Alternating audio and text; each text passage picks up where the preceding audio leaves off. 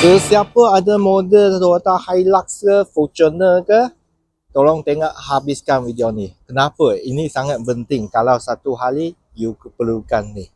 Kalau in case emergency, you punya sini lock tu, nampak?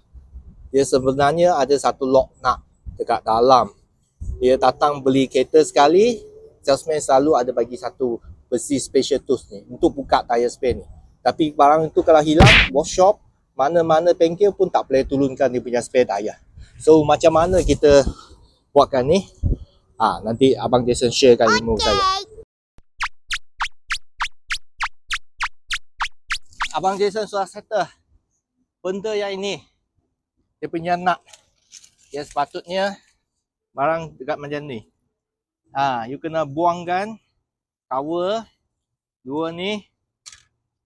Congkil dia kasih keluar. Lepas tu dalam dia ada ni. Dia grip pakai ini saja. So korang kena pakai besi macam tu. Congkil macam ni. Baru dia keluar. So yang benda ini satu set dia orang jual 300 belum siap masak. Tapi emergency you nak bayar pun tak boleh. Sebab apa? You hafiz tayar pamcet. Siapa tolong? Kena buang macam ni. Okey? Harapkan video ni boleh memanfaatkan semua. Sila like and comment Abang Jason.